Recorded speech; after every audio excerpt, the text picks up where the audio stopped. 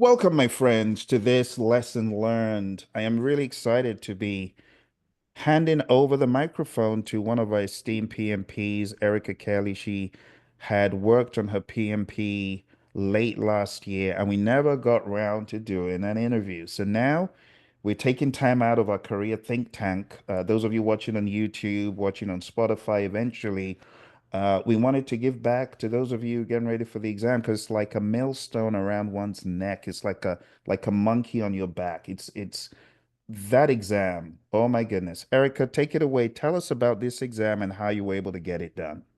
Okay, thank you, Phil, for the warm introduction. And yes, for those who know me, they know I can be quite analytical. So, um, what I did, I actually created a seven-step process. So, if you choose to accept the assignment, these seven steps really help me to get through the beast that we call PMP. So first and foremost, what worked for me was really deciding to commit because I was serving, as Phil said, I was serving multiple masters at the same time. So I needed to just make a decision to lock it in on PMP, which is what I did. So part of that process involved picking my exam date and committing to that. And PMP does a really good job of, like, if you change your mind within 30 days, they're going to charge you money, right? So lock it in. And aside from the money, when you set a date, you'd be surprised how everything else tends to create space to allow you the opportunity to focus if you choose to. So I set the date, set my intention, and part of that included letting friends and family know, hey, I'm doing this. I'm going to be a hermit for the next 4 to 6 weeks. And I removed all toxins from my environment. So, just to elaborate on that, that involved eating healthier, getting good rest, changing my environment. I lived at the library. People people were looking at me like I was a fixture. That's how locked in I was into this. And any type of negative energy, whether that was through, TV, music, even people, I removed that from my environment as well.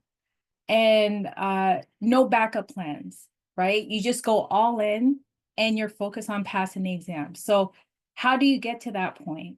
What worked for me was step two. So, I cultivated a winning mindset. And there's a visualization practice that I put together. Ed knows about that. I've I've actually walked him through that as well. Um, he allowed me the opportunity to do so, so I appreciate that, being able to give back to my mentor like that. And so I set up a visualization practice that I watched every day during my breaks. Especially after, doing one of the mocks, and if I didn't do as well as I expected, instead of getting upset about that, I gave thanks that I found the incorrect answers during my mock versus on the actual exam. And what helped me to get back into that positive momentum mode was having visualization, seeing myself at the end, celebrating. I already had a plan for how I'm going to celebrate after I get my PMP. So that was part of step two. And then what I did as part of my preparation, once I set my exam, first of all, I took Phil's advice, and instead of doing the exam online, I booked at a testing center. So I actually drove out to the center a week before. I checked different paths to get there. So in case anything happened, I had a backup route. And I also made sure to get there an hour early. So it was a very relaxed day. Got really good rest as well the night before. And then on exam day, yeah, just very calm. As I mentioned, arrived an hour early to relax so that I'm not rushing into the exam. So step three was strategizing my study plan. So what I did, I went through Phil's course. And again, if you're analytical minded, you're gonna, I'll speak for myself. I kept wanting to go back into the books. If you go back into the books, it's gonna bring you down a rabbit hole of information that, like, there's no way PMP can put 900 pages of information in a 4-hour exam, although they try their best. So what really helped me was when I finally listened to Phil and just kept doing mock exam after mock exam. That way I was able to find my gaps. And then when I would go back into the books, it's just to find the answer and then go back to the mocks. So mocks exams were like breakfast, lunch, and dinner for me. The Agile Practice Guide, well, I'll say as far as my main tools, it was Phil's Udemy course, the Agile Practice Guide, the 40 Processes Grid, Phil's mainline draw along video, and as I mentioned, the mocks. So that really helped me a lot to stay focused and committed. And then it allowed me to work smarter versus harder. And then, oh, what really helped now? So let's just say, at this point, I had a month to my exam, right? So I'm doing all of this, but the day before the exam, I went into, Phil has a video on situational questions. I just let that marinate in my brain. Like I played it in the background. I played it as much as I could. I sat and watched it, but with relaxation in my mind, right? And I constantly reminded myself of all the work I had done up until this point, because there may be times where you may question yourself, have I done enough? Oh, I missed this, I missed that. That's where doing the mocks, taking daily, you have daily progress to see what you've done. Look back on all those things, celebrate every single win in those last 30 days. So when you get to like 2 days, 3 days before your exam, if any sort of doubt creeps in, you already have that like weapon to say, no, I've done this, I've done that. Like you have that mental checklist to keep you in a positive space. All right, so step 4, the day before, again, lighten your load, avoid cramming. If you look at your notes, just skim your notes. Again, remind yourself of the work that's been done, and make sure you get a good night's sleep. Cannot stress that enough. That 4-hour exam, it's a lot, right? You're gonna need all your energy. So now step 5 was mastering the exam strategy. And I got to give props, flowers, kudos to Ed. He really helped me through this because although 4 hours seems like a long time, once you're in the actual exam, it flies. It's, I can't tell you how fast the 4 hours goes, right? Now, with that said, take your breaks. Make sure and take your breaks, right? But when you go into that exam, this is where you really need to trust your intuition.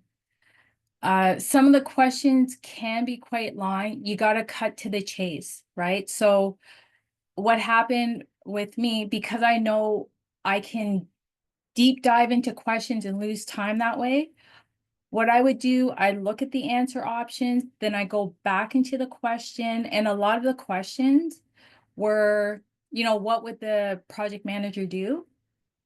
And as far as the breakdown between predictive waterfall, pure agile, and hybrid, I would say it's at least 50% hybrid, maybe 25% predictive, and then the rest, maybe 35% predictive, and then the rest would be like pure waterfall, right? So that being said, time does go really quick. If you're going to flag any questions, keep that to a minimum as well, because you've got to go back and look at them. And what I found for the questions that I flagged, so for example, I flagged before my first break, I flagged 14 questions. And then when I went through and looked at them, there was only one that I was really stuck on. Um, and even then, I just, you just pick the answer and keep going. But I say all that to say, trust your intuition. A lot of times, the first answer that you select is the correct one. Okay, and then let's see. I'm just checking my notes here. Uh, let's see. Um, oh yeah. So if you're in a situation, like I have to stress this, if you're in a situation where you're like, oh my goodness, there's only an hour and a half left. I have like I'm maybe at like 100 questions. I have 80 questions left. Sometimes you just really just got to skim and pick one and just trust that it's the right answer. Look at the answers, look at the options. If you see that, okay, this one doesn't make sense, that one doesn't make sense, do quick elimination that way. I did that through a part of the exam just to catch up so I could feel good about the rest of the exam. That's what worked for me. I'm not saying it worked for everybody else. Uh, and then again, with step 6, take your breaks. It really helps to reset your mind, reset your focus, get some fresh air, take a sip of water. Uh, when it comes to food on that actual day, I personally did what I call a fruit fast. So I didn't eat anything heavy. I drank lemon tea and fruits. I waited till after the exam to eat because I did not want any energy going to breaking down food. It all had to be in my brain to focus on my questions. So that's what I did. And to finish off with step 7, as I mentioned before, just trust and release. You've done the work, you've done the mocks, you've done everything you need to do, you visualize your success. The night before, I have a book, I have like a little journal book, and in the book, I wrote Erica Kelly, PMP, October 1st, 2024. And then below, I put, it is written. And that's what I went in with that was my state of mind when I went into the exam. So I hope this helps. If anybody is interested in the visualization technique that I use, I've used it on other things as well, and it does work. I'm happy to share it with the group. Okay, back to you, Phil. Awesome, Erica. Thank you. And thank you for being a good PMP, right on the dot of 35. Thank you. If anyone has questions, honestly, I cannot tell you how valuable this is, how insightful it will be for you to ask questions. So, Erica, my question to you is, if you were just gonna like judge strictly agile, I know you said hybrid was like 50%, but if within that amount you're gonna kind of section out how much was agile overall, would you be able to do that? Or is it so hard to extricate the percentage that agile was? Ah, man. You're talking pure agile, right? Yeah, if you're gonna like just look at the homogeneous mix called hybrid, yeah, but how much on the overall exam would you say was agile? Just to give people a balance and perspective, like agile versus predictive. If you were just gonna, it doesn't have to be exact. It's just a Mhm. gut guess based on what you experienced, like when you came out. Was agile overblown? Was predictive overblown? Was it just your thoughts? Honestly, it was a lot of agile. Like, I'm tempted to even say conservatively 75%. It may be higher than that. So what that told me was PMI is definitely moving towards agile. And the fact that they've embraced AI and knowing what I know on the tech side, to do those implementations, you need to know agile. Like you have to know agile. So yeah, if somebody was pressed for time and they're like, well, I only have time to focus on one type of delivery method, I would say focus on agile, focus on hybrid, and just by elimination, you're gonna be able to see which ones aren't pure agile and aren't hybrid, and that's when you'll know it's predictive versus the other way around. That is so helpful. Thank you. Let me ask my friends if there are any questions. So, Leroy and Anita and Tammy and Jahira, do you folks have any questions that our PMP gurus can answer for you? Now's a good opportunity. It's Yes, priceless. I have a question for you. I think you're in Canada. What did the testing center look like for you? Ooh, that's a good question. Okay, so that's a really good question because I went to a couple places before I picked one because I needed I put my like athletes hat on, right? So when I used to run competitive track and it was just a habit. Any major meet that we went to, we go at least a day before to get a feel for the space. So um the testing environment, it was very clean, well lit. Um very but the room itself that I was in, it was how do I describe it?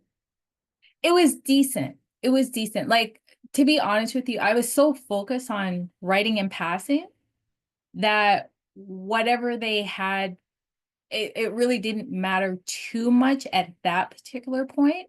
What I would suggest though, when they have like I guess like a mini video before you start the exam to let you know, okay, these are the different uh icons and things like that on your screen. Take the time and watch that. Take the time and watch it.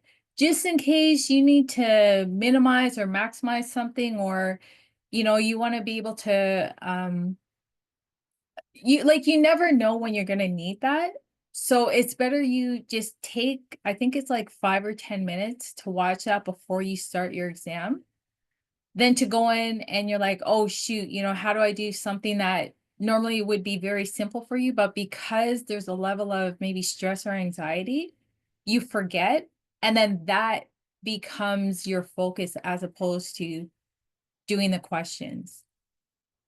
So I mean, my question may be a bit long-winded, but I hope that helps you. Yes, thank you. You're welcome. Awesome. I see Daryl's hand is up. Daryl? Yes, Phil. Erica, this is a non-AI question. And can you believe that? So, I'm a five-time champion with taking the PMP exam, meaning I failed four, won the fifth time. If I can go back and change it, how would you prepare yourself for the mental aspect of this exam? It, have you inserted some sort of I guess threshold or appetite throughout your process of saying to yourself, okay, mentally I'm prepared, mentally I'm not prepared, and if I'm not prepared, let's take a step back and reschedule this exam. How did you overcome that mental hurdle to take this exam? Great question. Great question. And as you were asking the question, something very important came to mind that I did to make sure that my focus was to write and pass the first time. And that was to make sure I had something important that I need to accomplish um the next day. So, or sorry, within like 2 or 3 days after writing the exam. So for me, when I do something like that, then it's like I have no time to go back and do this exam again.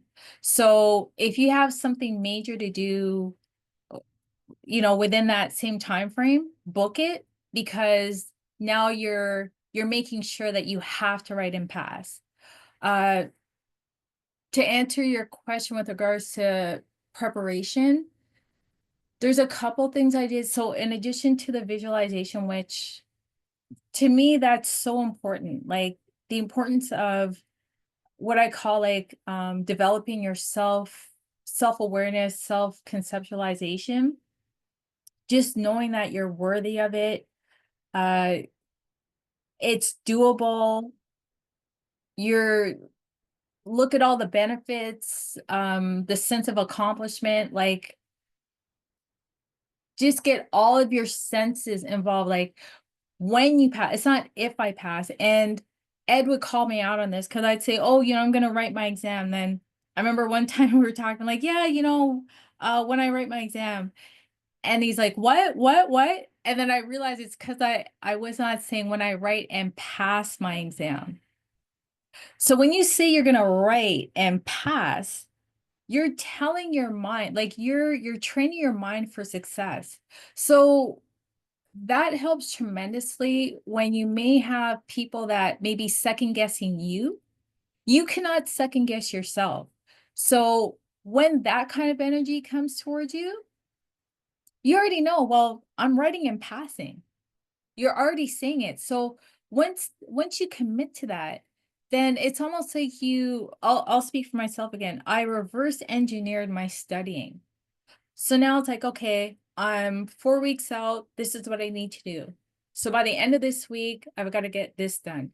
Then, okay, I've done this. I have my milestone set. So I reverse everything to my exam date. And that combined with the visualization and celebrating my wins each day and visualizing how I'm going to celebrate, what I'm going to do, taking 5 minutes throughout the day, so maybe it's uh, a total of 20 minutes for the day, but I've broken it up into 4 5-minute sections where I watch my visualization, I close my eyes, I relax, I calm down, focus on my breathing. That helped tremendously because you're setting your energy up for success. I hope that answers your question. It Good, really does. Thank you for being transparent and honest, You're, Erica. you're welcome. good deal. Thank you. I see Scott's hand is up. Yeah, I don't have much to add. I think Erica pretty much covered the territory very well. But now for me, I think the key to success was just to form a habit, first of all. And just like working out, a lot of people go to the gym at the same time every day. So, or go running in the, whatever they do, just set it up as a habit. I designed my study approach as a project. So I had milestones and I tracked it that way and where I wanted to be at a certain point. Um, I just I went out and bought the seat in the test on the test date ahead of time. So I had that out there as a clear, stake in the ground. That was going to be and then you just backwards plan from that date, but give yourself enough lead time. So just, you have to develop the practice, right? So I also had a place and time that I used to study. So I had the area clean and, so I could just get my head into it and it was mindset. And I really didn't spend more than maybe an hour a day because I had backwards planned for that. But I did it every day. I did something every day, maybe I don't think there was I didn't miss one session in like 3 months and it was for me, right? And then on the weekends, I didn't spend more than 2 or 3 hours max. I mean, I did not spend 8 hours a day studying. But now you're going to spend that much time when you take Phil's course, but that's the foundation, right? Then this other stuff is just filling in your blanks, um, assessing your doubts and filling in that, and then but what I want, the stress I want, I guess my ultimate tip here, pro tip is, for me, it took me, I had to do 1,000 questions or more. And as this is part of your practice, right? This builds your confidence, because as you start seeing these questions over and over again, and the types of questions, and then, what does the manager do, or it gets you into the mindset of the PMP. So what you have to do is how PMI wants you to think about it. So a lot of people go into these situations with confirmation bias already, like, well, that doesn't make any sense because we do, um, we don't do that here, or the real world, we don't do that, right? But you got to drive that out of your head, because PMI is looking for the best case, the best answer. And to them, it's the textbook answer that PMI wants you. So, but I think the hardest part of the test was just thinking that way, in my opinion. All these facts and stuff just kind of naturally happen if you the more time you put into it. But it's just like anything. It's deliberate practice. I'll just keep coming back to that again. So set yourself up for success, um, and don't get distracted. So anyway, that's it for me. Yeah, I agree completely with what you said, Scott. And, as you were sharing that, another thing came to mind. So it's one thing. So, we wrote the exam, we passed the exam. Those quizzes that Phil has for us, they're really invaluable, because as I mentioned earlier at the beginning of our call, I'm in the process of interviewing for a technical position, but I'm finding that, well, something intuitively said to me, go and do a couple of Phil's people exams. So I did a mini mock before I went and did the first interview. And when I went into that interview, it was an online assessment, and all of the so many of the questions were people centered, scenario based.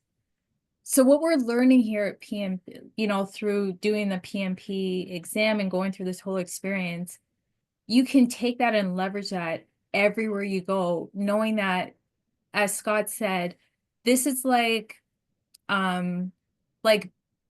best practices for how you conduct yourself with people, for how you build teams, for how you manage conflict, right? So there's a ton of value that you'll get just from going through this experience. Absolutely. Well, thank you so much, Erica. I'm glad that we could do this, and I will be sharing the news with our other friends who were in your class who are, trying to pull the trigger on this thing, because some of them are still working on it. So thank you very much. And for those of you who are watching after the fact, you can always connect with Erica on LinkedIn. Look for her, she's there. And if you have any further questions about anything that we've shared here, feel free to put a message in the comments below. Okay, thank you very much. I'll go ahead and I will stop the recording, and all the best on your exam, those of you who are working on it. Bye for now. Thank you, Scott, for chiming in as well, and Daryl and Tammy who asked the questions. All right, let's go ahead, stop the recording.